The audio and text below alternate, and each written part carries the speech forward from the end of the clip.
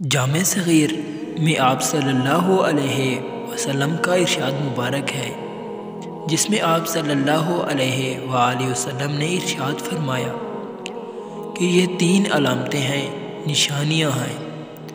جس آدمی میں یہ 3 نشانیاں ہیں تو وہ خوش قسمت ہے۔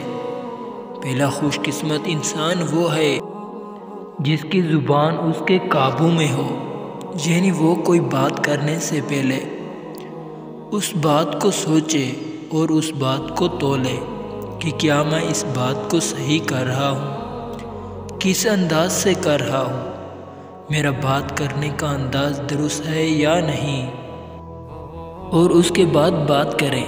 اگر مسلمان اس بات کا خیال رکھیں کہ ہم نے کیا بولنا ہے اور کیسے بولنا ہے اور کس وقت بولنا ہے، تو یقین جانیں ایسا مسلمان بہت زیادہ خوش قسمت ہے، بلکہ ایسا کوئی بھی انسان خوش قسمت ہو سکتا ہے۔ دوسرا نمبر یہ، جس آدمی کے گھر کے دروازے رشتہ داروں کے لیے کھلے ہوں، جس آدمی کا گھر کشادہ ہو، کھلا ہو، وہ بندہ بھی خوش قسمت ہے۔ اس کا مطلب یہ ہے کہ گھر کے دروازے رشتہ داروں کے لیے کھلے ہوں، یہ نہیں کہ بندہ سب رشتہ داروں سے ناراض ہو جائے، کسی کو اپنے گھر میں نہ آنے دے، ایسا نہیں ہونا چاہیے۔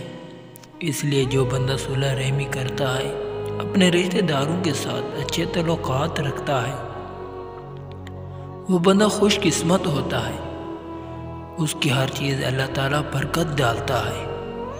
تو اس لیے دوسرا آدمی وہ ہے جس کا گھر کشادہ ہو، کھلا ہو۔ نمبر 3، جو بندہ اپنے گناہوں پر روتا ہو۔ تیسرے بندے کے بارے میں ارشاد فرمایا کہ خوش قسمت ہیں وہ آدمی جو اپنے گناہوں پر روتا ہو، یعنی جس بندے کا دل سخت نہ ہو۔ دل سخت کیسے ہوتا ہے؟ جب بندہ گناہ کرنے کے ساتھ ساتھ اپنے رب کو بھول جاتا ہے، گناہ کو گناہ نہیں سمجھتا، اور گناہ کر کے بھی یہ سمجھتا ہے کہ میں نے کوئی غلط کام نہیں کیا، تو ایسے بندے کا دل سخت ہو جاتا ہے اور پھر اسے اپنے گناہوں پر رونا نہیں آتا۔ تو جو بندہ اپنے گناہ پر روتا ہے، چھوٹے گناہ ہو یا بڑے گناہ ہو، اللہ تعالیٰ سے معافی مانگتا ہے کہ اے اللہ، میں تیرا بندہ ہوں، بندہ ہونے کی وجہ سے میرے سے گناہ ہو جاتے ہیں۔ کئی لوگ پوچھتے ہیں کہ ہمیں رونا نہیں آتا، ہم کیا کریں؟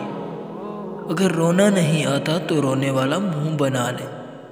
اللہ تعالیٰ کو تو صرف بہانا چاہیے، وہ اپنے بندے کو بخشنے کے بہانے ڈھونڈتا ہے۔ ان 3 بندوں کے بارے میں ارشاد فرمایا کہ جس بندے میں یہ 3 نشانیاں ہیں، وہ بندہ بہت زیادہ خوش قسمت ہے۔ تو ہم سب کو چاہیے کہ یہ 3 علامتیں ہم اپنے اندر پیدا کریں، اور اگر ہمارے اندر یہ 3 علامتیں ہیں تو ہم اللہ تعالیٰ کا شکر ادا کریں۔